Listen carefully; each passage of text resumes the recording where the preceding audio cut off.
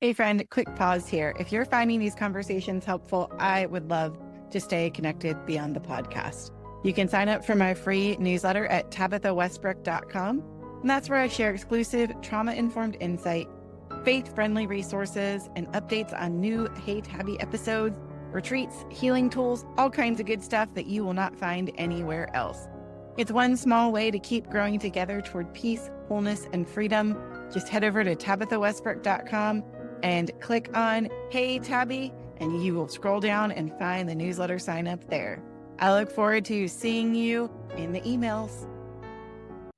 Welcome to Hey Tabby, the podcast where we talk about the hard things out loud with our actual lips.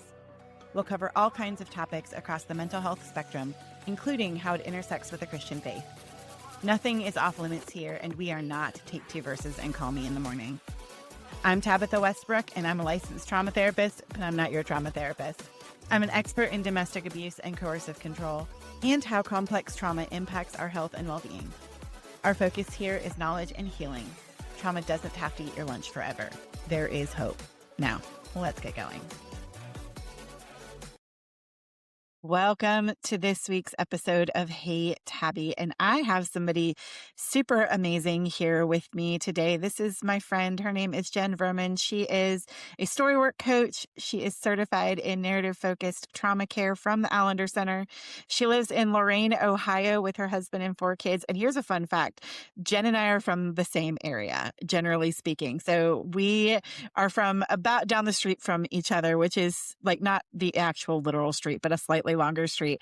I am from a city just a couple over from Lorain, so I am super familiar with where she is from. I've gotten to see her in her native land recently, which is amazing. And she loves quality time with her friends, sunshine and Diet Coke. And I am absolutely thrilled to be able to spend time with you. We were dreaming and scheming about this when we got to see each other, and I am excited that we finally get to do it. So I'm Jen, thrilled. I welcome. can't wait. Thank you. So tell me about Storywork. We've talked about it a little bit on this podcast before, but I think helping our listeners understand what is it you do as a Storywork coach and what is Storywork about is really helpful. Yeah, I think while we could use a ton of time to talk about what storywork is, but the longer version of the name of storywork is narrative focused trauma care. And that was coined by Dan Allender and friends, the Allender Center out of Seattle, Washington. And it is essentially a method of engaging your stories of trauma and abuse through embodied narrative process. So you could break it down embodied, meaning mind, body, soul, right? All of us are here, present, narrative, meaning story. And it is particularly the client or anybody that is going through the process of story work, bringing a written story to a session. And it is a story of harm. A lot of the times people are like, well, why a story of harm? And Dan Allender and his associates are famous for really saying that the harm is what has cut the terrain of our character. It has formed our identity. Our joy has done that too, but harm has changed us in a particular way, sometimes in ways that we don't even quite know. And so when we bring that written story, a snapshot of a moment in our lives, the storywork coach or a therapist who is trained in the storywork method, like you, Tabby, we engage that story alongside the reader and really we're with its presence and its curiosity and its compassion and it's exploring the story for coping strategies or styles of relating or really like areas where shame has settled deep. And we get to unpack that together. And together is a huge word because it's not just the coach that's doing that or the therapist or the practitioner or the whoever that's trained in story work. It's work together, unpacking and exploring and engaging and seeing what's there. Yeah, absolutely. And it is such a profound part of healing, I think. Yes. I don't think it takes the place for me in my practice of EMDR or brain spotting or somatic experiencing or IFS or any of the trauma therapies, but it is a beautiful add on for sure. And, I often think about holding stories alone and how the harm already isolated you. But when you get to hold your story with someone else and engage it in ways that maybe you can't see, then it's very profoundly healing. Yeah, it sure is. And Tabby, to your point about it doesn't replace therapy, it doesn't replace those other modalities. I have come into trauma work through, I think most of us are, but being a survivor myself and being desperate for healing for people, um, really not even just for like the framework, but for the people that have the capacity to hold the weight of the stories of my life. And I went through EMDR and believe so strongly in therapy, and also getting to experience story work not as a therapist and not doing it in the realm of therapy. You do see how supportive it is to so much work that you could be doing in your life. And who does not need more support? I do. Absolutely. Gosh, we all do, especially in the dumpster fire that is life sometimes these days, you Seriously. know? Yes. And it's such, to me, it's a very compassionate way of entering into people's stories of harm. And, you know, there's something about writing out your story. And Adam Young and I talked about this on the podcast of the actual act of writing out your story is the first step in it, because you have to pick a story and you pick one story. It is a snapshot in time. So when you're doing story work, by no means are you going through every single solitary story of harm in a session. That would actually be terrifying and a horrible idea. But Absolutely. you're taking one. And I've told this story before. I told it when I interviewed Adam, but the first story I brought to my very first NFTC group was literally what I thought was a lightweight story. And Really? it was not. Yeah.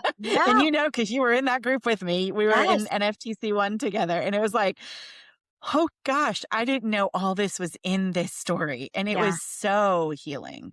Right. But isn't that part of the process? Is watching people's faces and watching their reaction to your story, especially a story that you have minimized or a story that you're not even really aware. You might be like, oh, there's nothing here. It's not that big of a deal.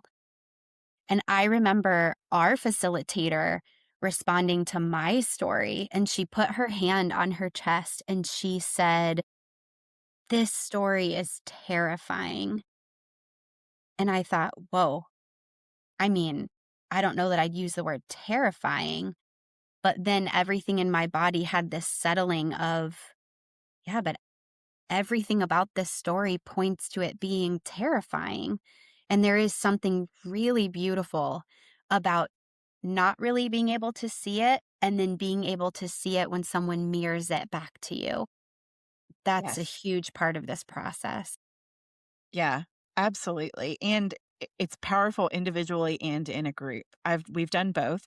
And it's like, oh my goodness, to have a group of people turn their face toward you in this space that maybe you've even been a little too afraid to talk about or you've minimized in your life because it's just your normal, to have someone go, oh my gosh, this is intense. I remember having the goodness of me in my story highlighted. You guys engaged me with that. And I remember thinking, what is happening? What do you mean, goodness? What? And it was freeing and confusing and beautiful and ultimately very healing to walk through that story. And it was like, oh, there's so much more here than the simple things I thought were there. So much more here than what I thought was here. That's so much a part of it too. Yeah. And I know when we talk about story work, right? You and I have given some details and some experiences, but there is nothing like actually witnessing someone do that. So Jen and I have decided that I will be bold enough today Yeah. to actually have her engage one of my stories. So, this is a story that is a true story of harm in my life. It is definitely one of my very real stories. It's not one that I have told publicly before. It's not the worst story of harm. So, I want everyone to know that. But there are some parts of it that may be activating for folks listening. So, I just want to set it up that way because we are going to do a very real story engagement here in the podcast so that our listeners get the opportunity to get a taste of what this is like. And so it's very possible I'll cry on my own podcast today. So that's a very big possibility. But if you're listening and you notice activation, feel free to step away and come back if you need to. That's always what we talk about here is take care of you. You're the only you that you have. And so with that, I am going to turn it over and let Jen lead. Tabby, thank you. First, I think it's just so important that we center ourselves and ground our body. I love that you talked about being kind to ourselves, to you, and just noticing your feet on the floor, your body in the chair. And even sometimes I carry tension in my shoulders to let that drop down, to pause and even breathe, to be present to this holy moment, to your story that matters so deeply. And Tabby, whenever you are ready, you're welcome to read your story, and I'll be right here with you in it. And to the listener, it will feel like I'm picking up in the middle of something because that's how stories are. So I just want to preface this a little bit. I will never understand why my strict religious parents thought it completely fine for me to spend the entire weekend at my boyfriend's house when I was 13. Sure, his parents were home, but who lets their daughter do that? Nonetheless, after school most Fridays, I was dropped off at his house in the country with my best friend, who was his brother's girlfriend. Friday nights were chill. We took care of the family's dogs and did yard work until dusk began painting the Carolina blue sky with pinks, purples, and oranges. While adults were still awake, we explored the woods by moonlight, hiking and talking. I don't think I ever worried about anything in the woods. They were safe. His parents were building a new building on their property with an apartment above it. In order to stay over, we had to help with the build.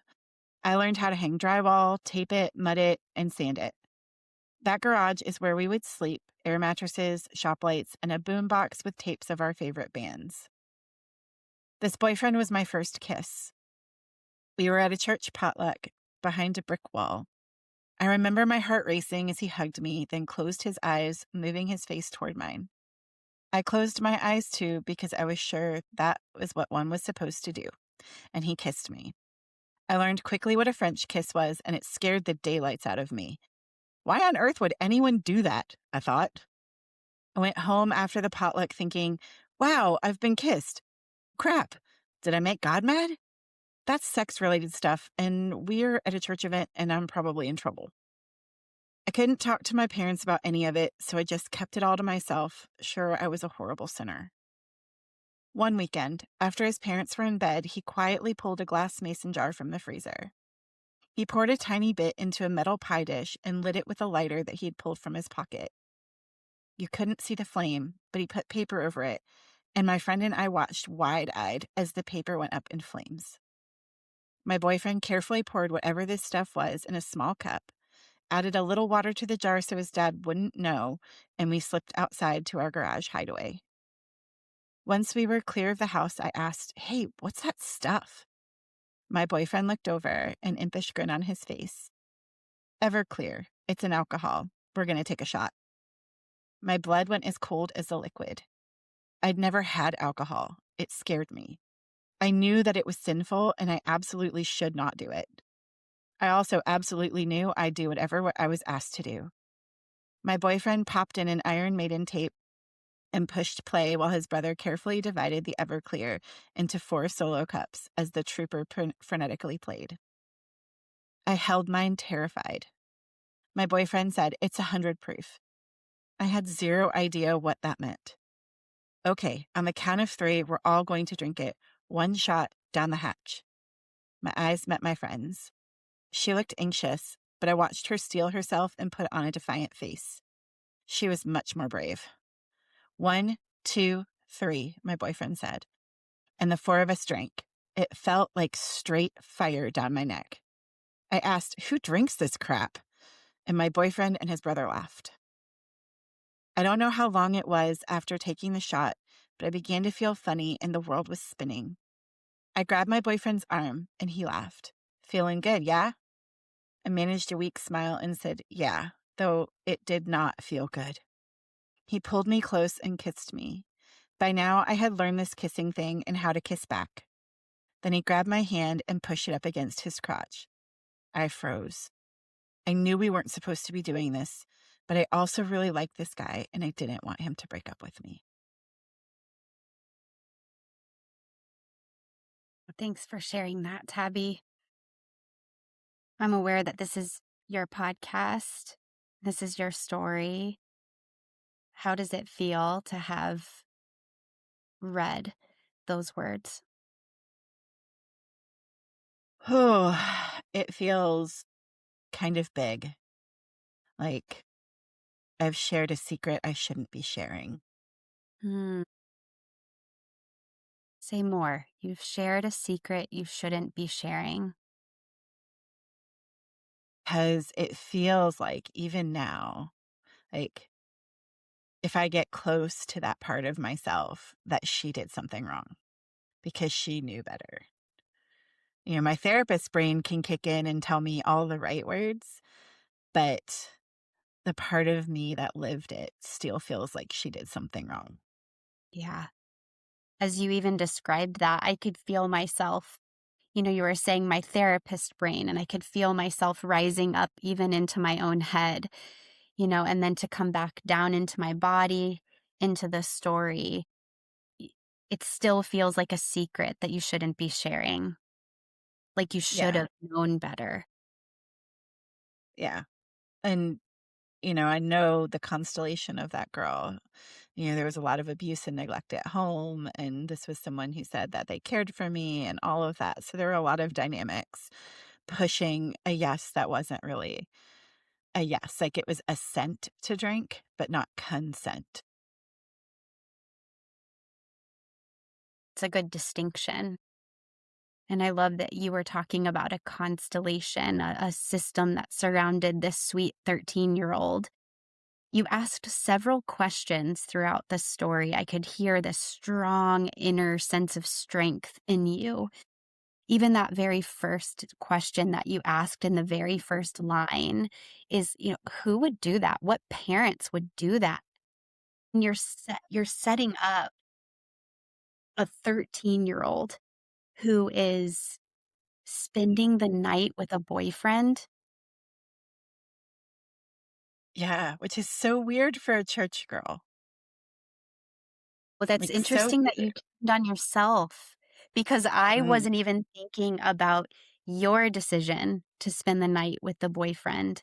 I was thinking about the adults in the situation on both sides, yours and his. yeah, that's interesting. I guess I still see it as if I really had the autonomy to say yes or no to even being there, because I didn't, right? It was where my parents took me, and looking back, I wasn't even allowed to listen to rock and roll so that they would let me go over to my boyfriend's house to spend the weekend is so seemingly like outside of what would be okay, but yet it was totally normal and fine. Yeah, And I would use stronger language, totally seemingly outside of being okay. I have a 13, 14-year-old daughter, and it would be a hard no. And absolutely not an awareness of the kind of situation that would put my daughter in and the partner that she was going to spend the night with. Yeah, I mean, we're hormonal teenagers. Right. Like nobody's going to turn that down.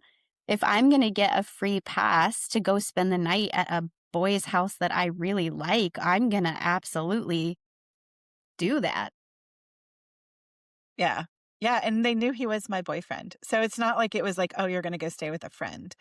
You know, they knew that I was dating him. They knew. And What do you do with the yeah, words they knew?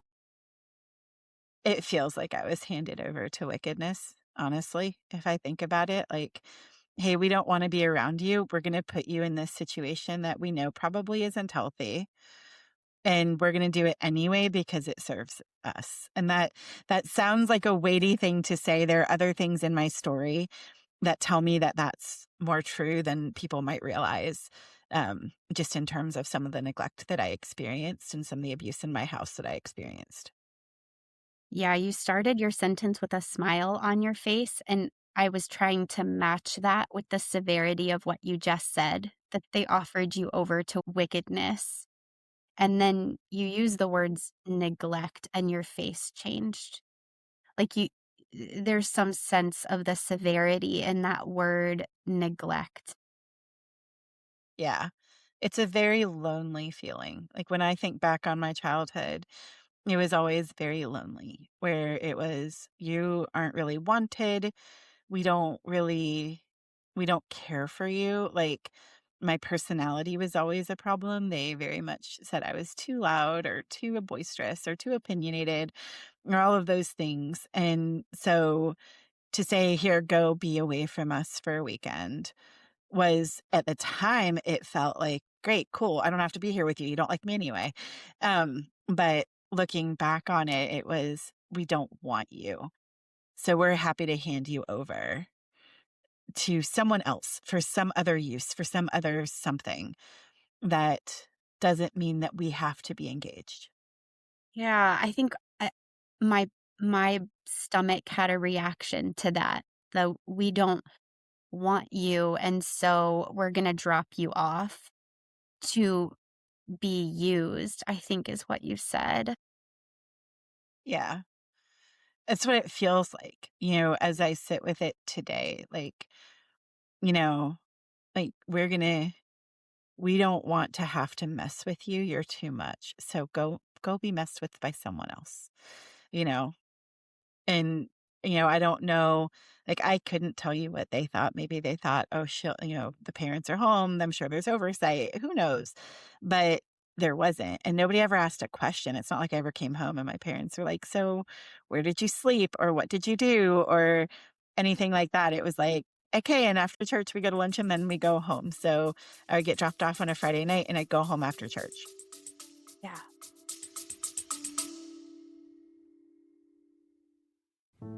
I hope you're enjoying this episode of Hey Tabby, and we will be right back to this episode.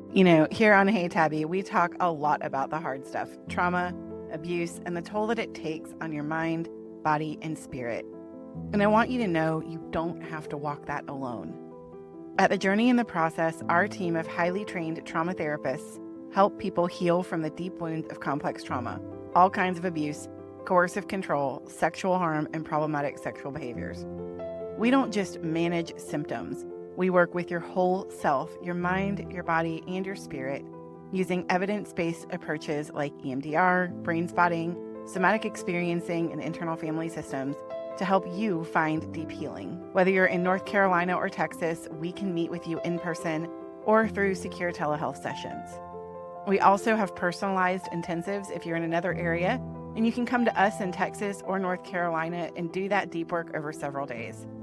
Regardless of how we connect, we strive to make this a safe, judgment-free space where your story is heard, your pain is honored, and your healing is possible. If you're ready to take that next step toward peace, visit www.thejourneyandtheprocess.com, and we'll have that linked in the description as well. Trauma doesn't have to eat your lunch forever. There is hope, and we are here to help you find it. Now, let's get back to this week's episode.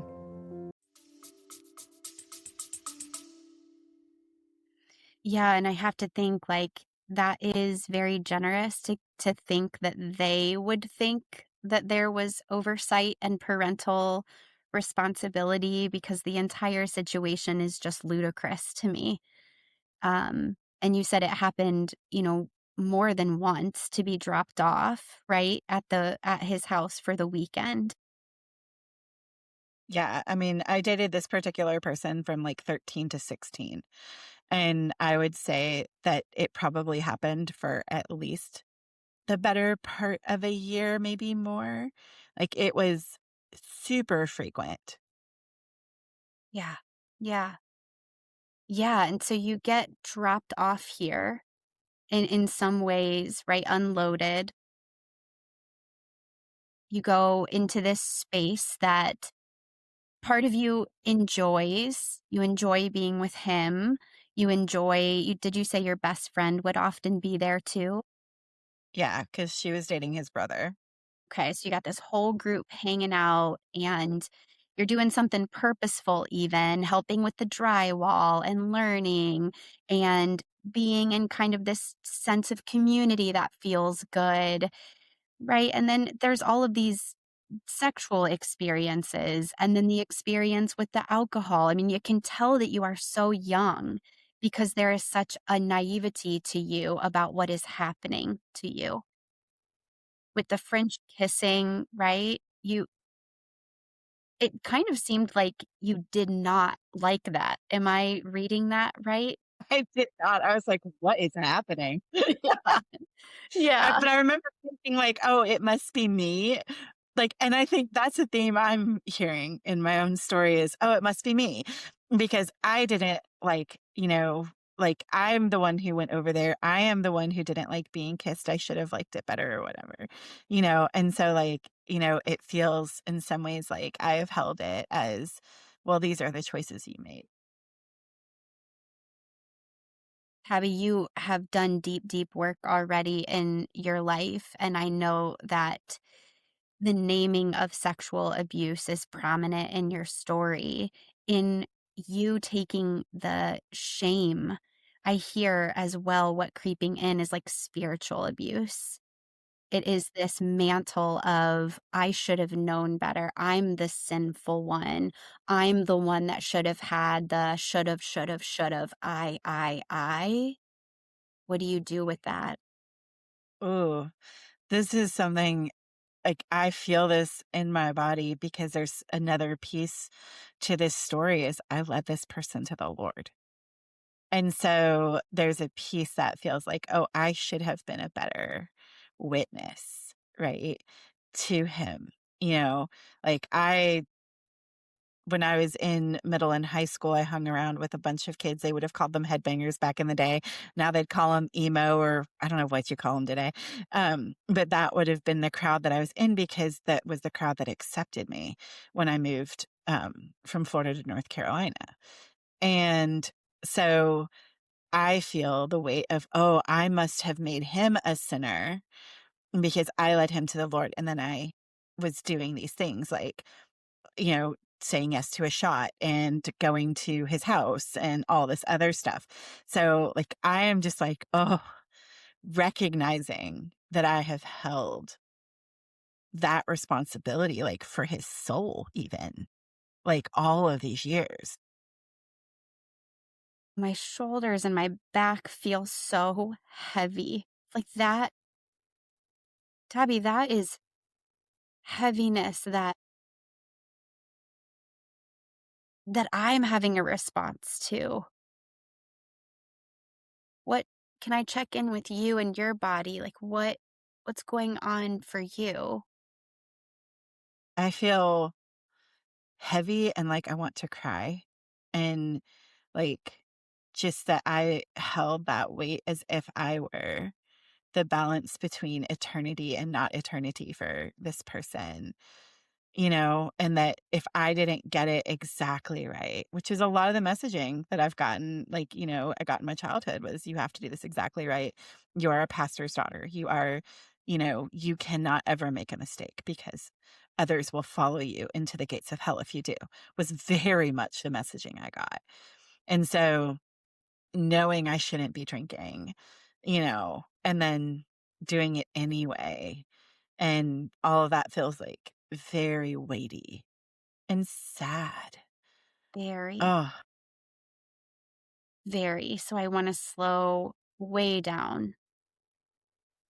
There is a lot of weightiness and responsibility that you take on in every moment of this story.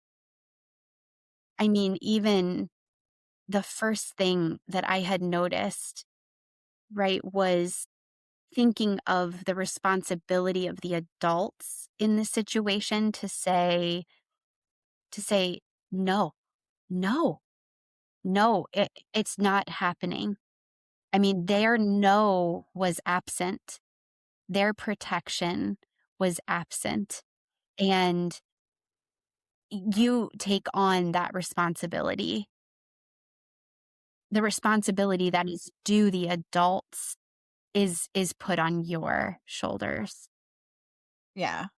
Yeah.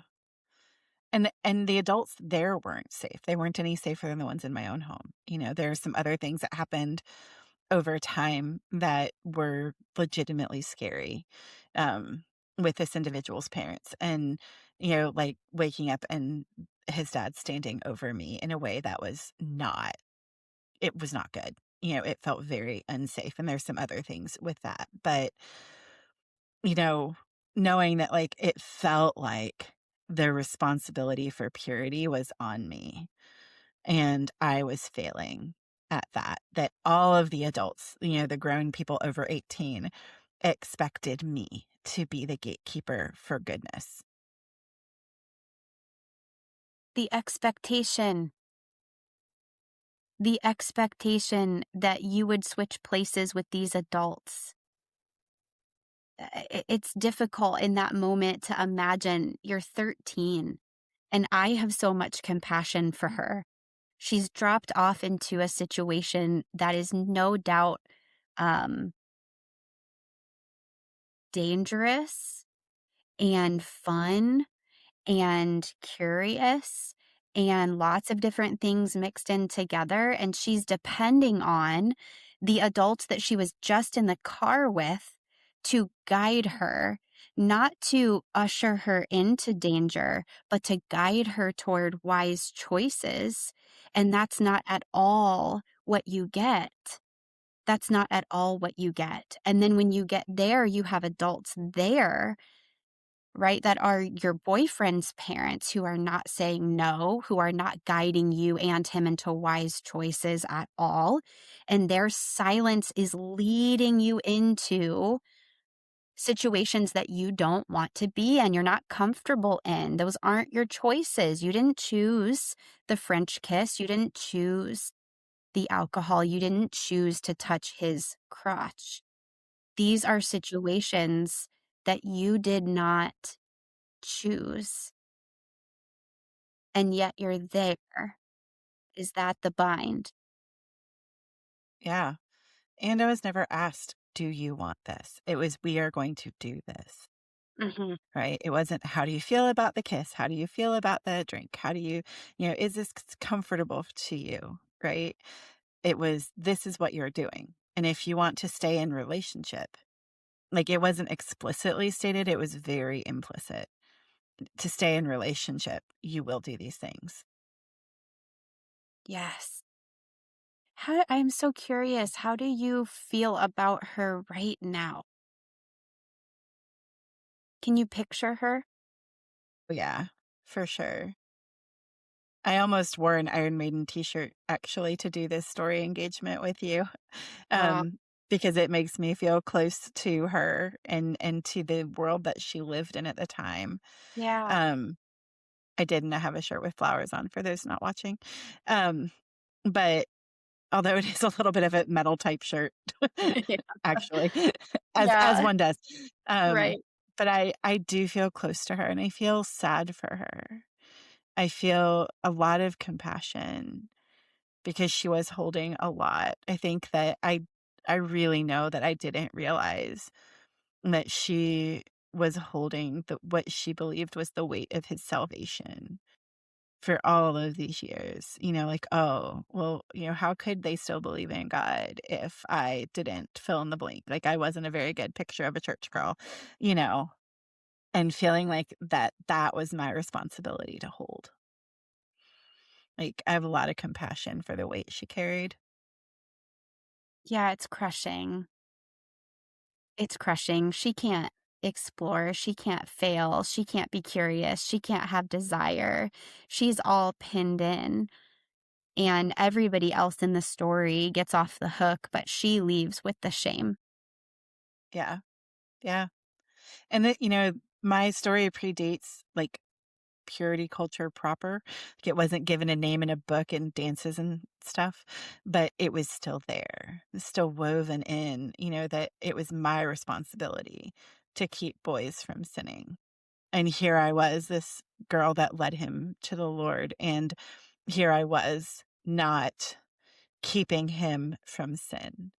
And that's, looking back at that, it's like, oh, A, that wasn't your job. And B, there were adults that should have intervened, that should have known where the kids were at, that should have, first of all, that my parents shouldn't have said yes and they shouldn't have taken me there and thought it was a great idea.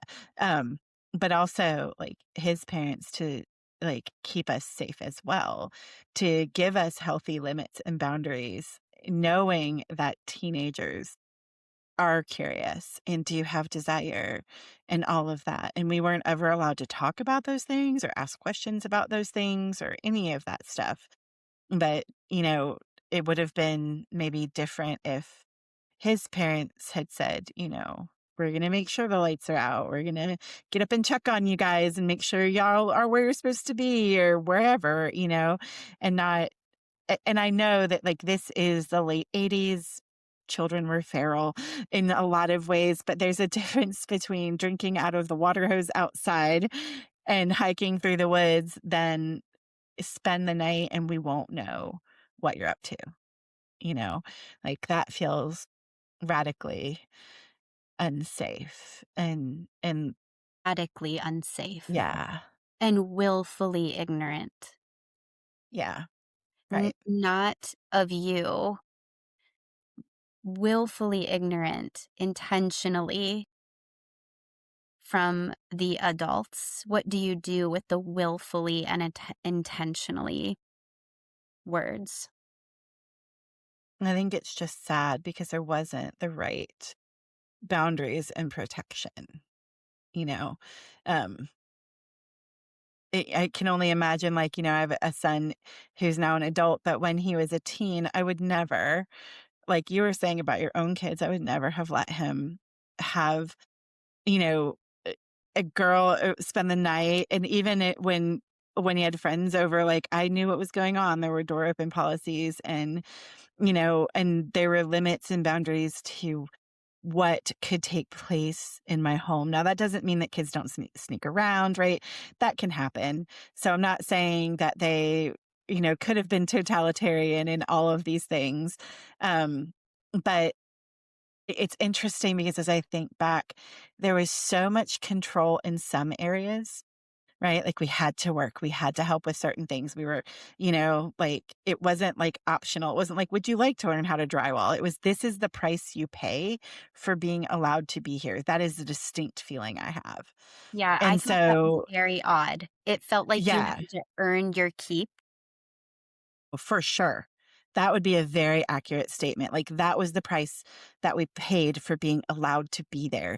So even our presence or my presence, I can't speak for my friend, but I think she probably felt the same, that even my presence there was an imposition and had to be earned. And so knowing there was such high control in our activities and work, and then absolutely no oversight any other place feels very disparate to me, very opposite. Yes, yeah. And I join with you in sadness for her, for the other young people that are in this scenario. I also join with you in so many of the declarations that you were saying just a moment ago which I feel like is a turn from where we started our conversation, which is what you were saying about like there should have been limits and there should have been boundaries. And there should not have been this kind of permissiveness or neglect.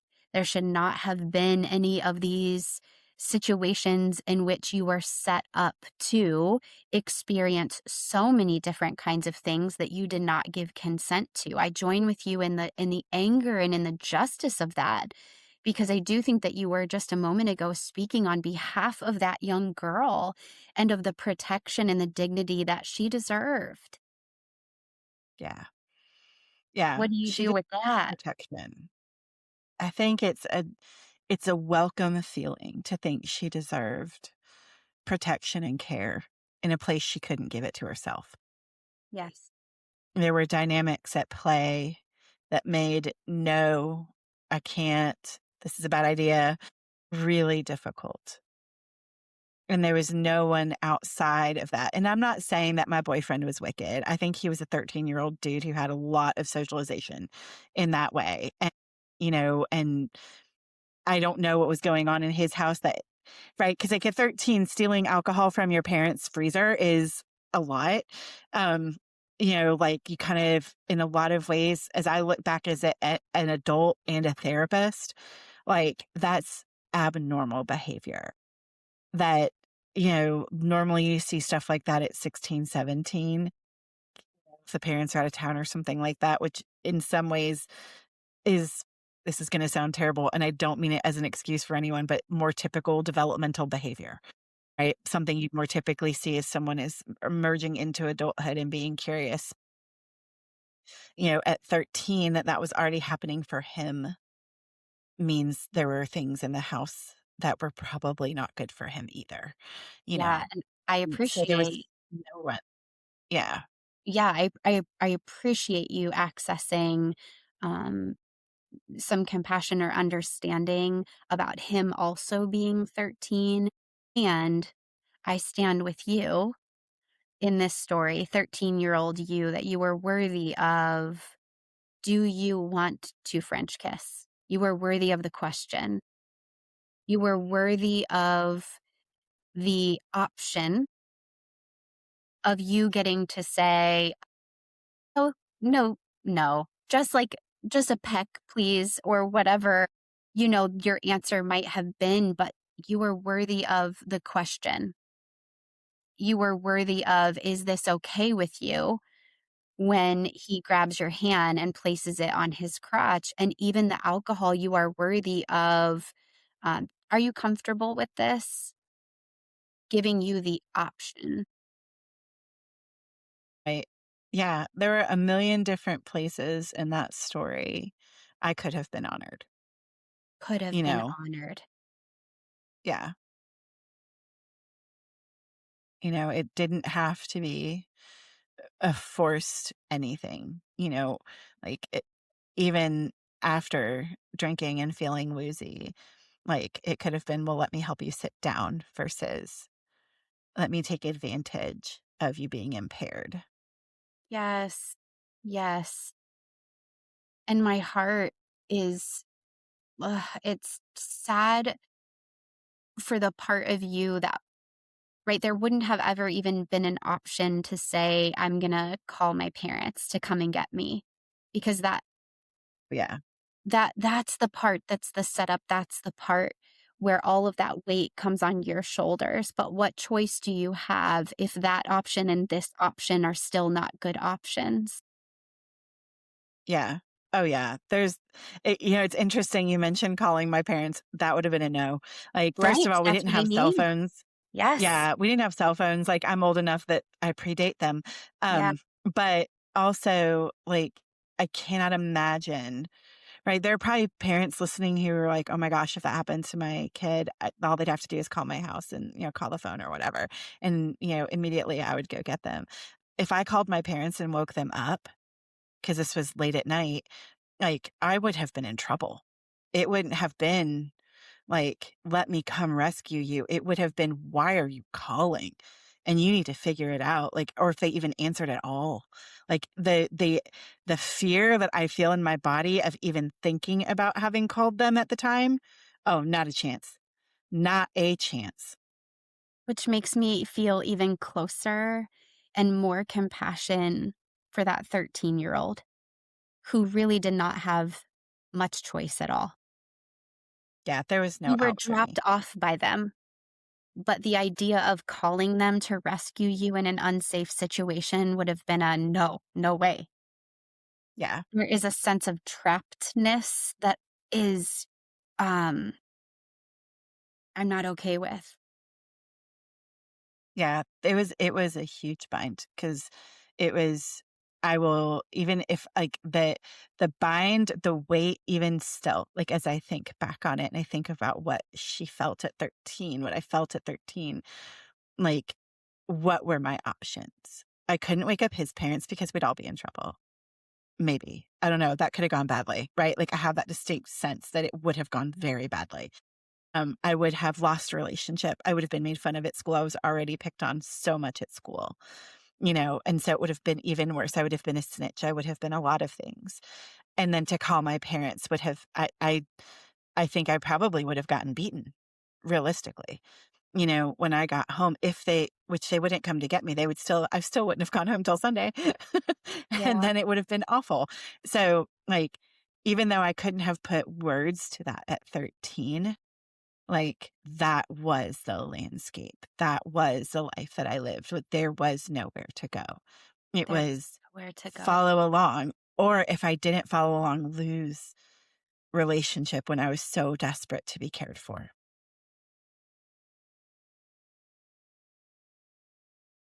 I am taking a big, deep breath. There was nowhere to go.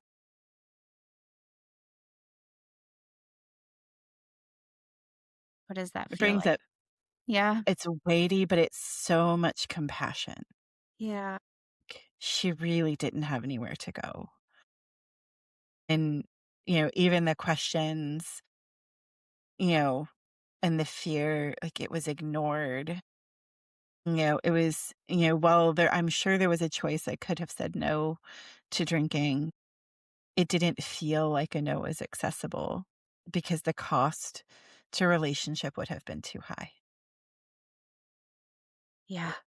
It didn't feel like no was accessible. It didn't feel like rescue was accessible. And I do is your sense of compassion for that 13-year-old expanding. There were many things that were not accessible to her. She did have a very strong inner voice that questioned, "What are we doing? What is this? Gross. Who would want this?"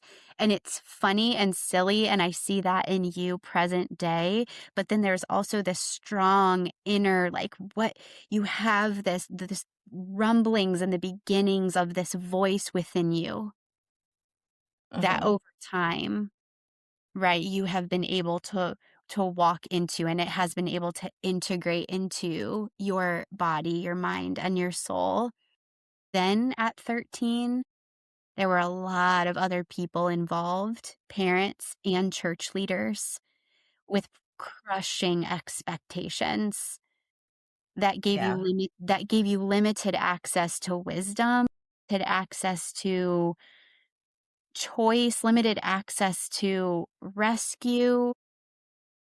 I have this picture in my mind of taking off that backpack that is so heavy on your back and laying it down on the ground. Yeah. That's a good image. That's a good image. Because at that point in time, there was so much, even at the church that I went to. Like, when this particular boyfriend broke up with me, I cried because it happened at a youth ice skating event. And I was removed from the worship team because leaders don't cry. What? And yeah, and I was a child. But leaders don't cry. Leaders don't show emotion. Leaders are always strong. And that is the messaging I had from that church. Mm-mm, is all I have to say. Mm-mm. Yeah. Right, and this Yeah. is I before we even move into maybe even looking at this story engagement from the outside looking in, is this a okay place for us to just pause? Yes. How are you feeling? I'm actually feeling relief because I didn't know that I was still carrying the weight of someone else's salvation all these Oh, decades later. yeah. So it feels like a release to know like that wasn't ever mine to hold. No. No. What a holy declaration. It's not ours to hold. Oh, thank you for letting me be with you in that snapshot. And I think for other people to know too that story engagement can go so many different directions, right? Because if we were to meet again and you were to read the story again, which is often how story engagement goes, we would go deeper. We would go further. We may open another window to another part of your story. But I'm just wondering for you, Tabby, like how was that experience for you? It was really good, and it was a little bit scary, I'm not gonna lie. I'm curious how when this releases to the world, people will hear my story, and what their thoughts about me might be, but also I am grateful to have insight that I didn't have before and to go, "Wait a second, there's this piece that I didn't even write down that came up that I have held about my responsibility."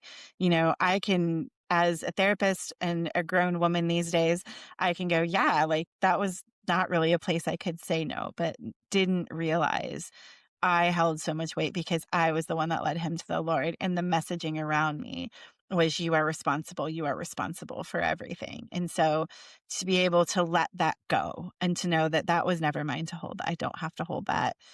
I feel that relief in my body, and Yeah, I feel the release of, "Oh, you don't have to it wasn't your fault, essentially." It wasn't you weren't responsible for holding that. It wasn't your fault. Like, there were things that were happening in your life that you can let go of now, you yeah. know? And I get this picture even like of the backpack that I was thinking of, like of us unzipping that backpack and then pulling out each weight and giving it to the person that it belongs to.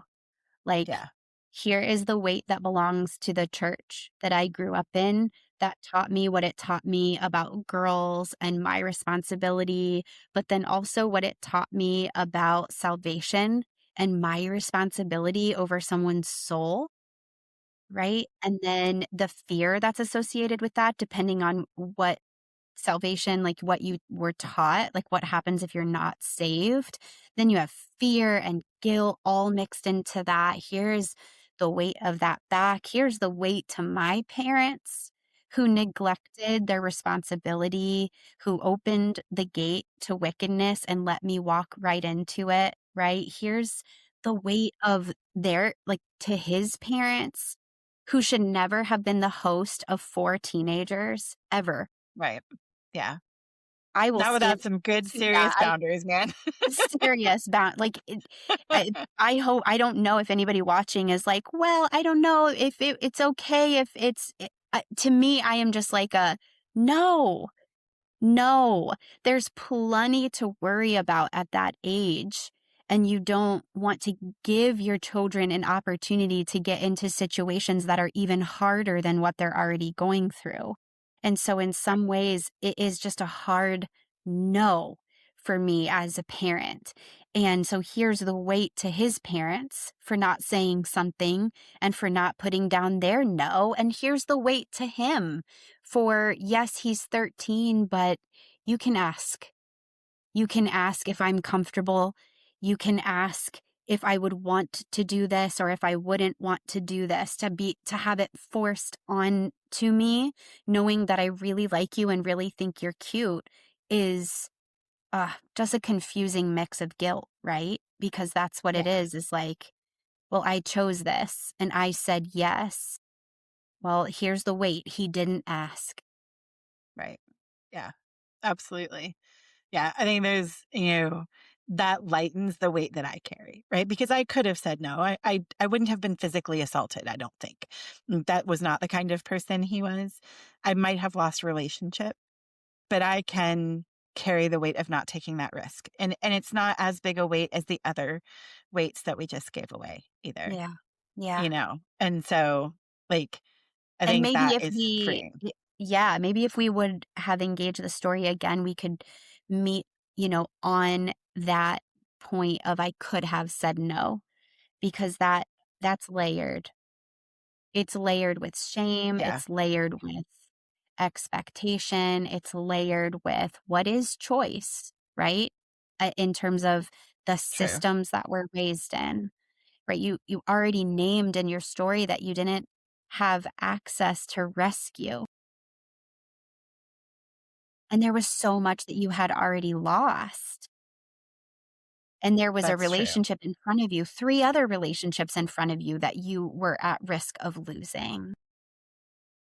Right. Which would have been my whole world at 13, truly. Your whole world.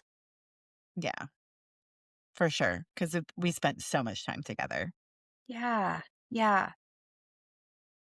Yeah. Anything else that you are thinking about that story engagement? I am honored that you would let me, enter in with you and, um, yeah, you've already done such deep work on your story and on your life, and so I think for people that are even listening, like, my personal choice to not necessarily go toward the sexual decisions in this story were intentional in that there was some other, like, big words, sinful, I knew it was wrong, and I felt so curious about that. Yeah. Yeah, I think if and for the listening audience, that is I would eventually get to those places with Yeah, if I were engaging the story as well, or if we were to be doing this in a more one-on-one coaching, not on a podcast yeah, setting, like those would 100% be places to go. And I think that's the beauty of story engagement and why retelling a story even after you go through the initial engagement brings up more of those things, right? Because we only have so much time when we're meeting with people most of the time. So we have to like walk into different parts of the story yeah, in those places. And then there's still sometimes so much more because those pieces would be valid pieces to yeah. engage. I would for sure engage them. Yeah, yeah, absolutely. We wouldn't not, or we wouldn't avoid, out of any kind of discomfort. It is just like opening the windows and walking into the pathways as they come, right? Right. Absolutely. One session at a time. It's why I don't think one session is ever enough. And I don't think one story engagement is ever enough. I think one story being engaged at least twice would give someone a little bit more of an idea of the depth and the width of story work and what it offers. I think I feel a strong sense of like, we just did something really brave. This is your podcast. This is your story. How, as a friend, how are you? I am good. I feel very much safe, obviously, with you, but you know Yeah. that. And I felt good about bringing this story for lack of a better way to put it, public consumption. Yeah. Because it is one I've done some work with. And so it wasn't like the most dysregulating thing I could share, Mhm. but I wanted it to be real. And I think that's the importance of the story that I brought is I wanted to bring one that I knew still had things I could work with. And I Yeah. really wanted people to get the sense of what is this really like, you know, and to have that experience with us as they listen. Yeah. So I feel really good about it and I'm hopeful that it will be helpful for folks who are thinking like, okay, I've heard you talk about story engagement. What Yeah. is that really? Right. And to get Right. a sense of it with us. Yeah, and my style of story engagement is mine, right? And you could meet with another story work coach or a spiritual director or a therapist who's trained in story work and maybe get a different flavor of it, which I think is the beauty too, is everybody has a different way in which they show up. The framework is similar, but your what you're able like the person that you're with and the questions that they ask or the presence that they have, it's all different, so I have to be aware of that too for myself. Like I feel kind of honored and also like an imposter syndrome, like I'm the one that's representing story work and not just me, but um I don't want to put myself down, but I also want to honor the humility of I am a particular style of story work, right? And you are as well. So, yeah, I was warring Yeah. back and forth in my spirit about that too, which is, oh my gosh, are you going to be good enough at this? And I was talking to myself even before we started, and I said, I am who I am, and so that's what I'll bring is myself. And it's a good self without Oh, question. me too. And, I have loved doing this with you. I do hope that, as people listen to this episode, they think about reaching out to you and Oh, maybe doing some story work with you because yeah. I think you're fantastic, obviously. And then it gives them a sense of what story work can look like. And like you said, a different story would even have a different flavor. So if we brought a Yeah, different story of harm, the yeah, engagement's going to look a little bit different. But I really love what you said about walking through it more than once, because yes, there are going to be things that you're like, oh my goodness, like, oh, this is there. And some are going to end up feeling much bigger than you expect. Like yeah, the first one that I ever brought to our NFTC group, where I was like, wow, that was a lot more than I was thinking. yes, But like finding those places in it and going, yeah, okay, yeah, that makes sense. My body settles with that a bit. yeah, Um, it can be really helpful. And then having people turn their face toward you instead of away. And in these stories of harm, like we named some of the faces that turned away from me in these moments. And so to have someone turn toward me and go, that is awful. That is not okay. That is very healing. And like, yes, that was awful. And it was not okay. yeah, to not minimize it because it's worth not minimizing. Like your worth, your value, all of your goodness, all of what you are worth protecting, honoring, guiding. There's grief in that because we each encounter the grief of, I didn't get that, right? Yeah. And we can't change what we didn't get. And yet, with story work, there is some sense of going back and touching on what we didn't get and imagining what we were worth instead, or imagining what could have been. And there is still some healing in that because you come to this awareness of, oh, my parents did drop me off. They did open the door. They did say yes, and so did his. And there is something to say about that responsibility Right. that is Yeah. wholly not yours. Mhm. Yep. Absolutely. And again, like, like we talked about, there's still space for grace for all of the other parties in Sure. this. Right. And so I just want to say that because I think there are some people that will listen and be like, but what about their brokenness? And it's like, we can cover that. If we were continuing to engage this story, we'd probably cover all of it Sure. realistically. Yeah. So I just want to remind folks that this was a snapshot in time of even story work. So, Yes. Yes. there are many more places that this can and could go, um, if we kept working with it. So just throwing that out there for everybody to listen to. And Jen, it is a delight. It's always a delight for me to see your face. I just love you. I love you But too. it was such a delight for you Yeah. to be here, for you to engage my story. Thank you for doing it so well and for caring well for me in this process and, holding the weight with me as we walked through this story. And for anybody out there who's like, I really need to talk to Jen, I'm so glad because her contact information is going to be in the show notes. So Yay. you can reach out to her and, get on her calendar if you want to do this type of thing for yourself. And, I would just commend it to you if you've never tried it. It, you know, d- it, it's it's a worthy work. It's a worthy experience to walk through one of your stories with someone and see how it impacts you. And like Jen said, do it twice. So Jen, thank you. Thank you for being here. Well, thank you for being you. Thank you. So this is it for this week's episode of Hey Tabby. Make sure you like and subscribe and follow and do all of those things. Make sure you reach out to Jen if you want to do some story work. And we will see you here again next time. Thanks for joining me for today's episode of Hey Tabby. If you're looking for a resource that I mentioned in the show and you want to check out the show notes, head on over to tabithawestbrook.com/Hey Tabby. That's HEYTABI, and you can grab it there. I look forward to seeing you next time. Hey friend, can I ask you something kind of personal? Have you ever wondered if healing your sexuality was even possible after everything you've been through? If you have, you're not alone. That is exactly why I wrote Body and Soul Healed and Whole, an invitational guide to healthy sexuality after trauma, abuse, and coercive control.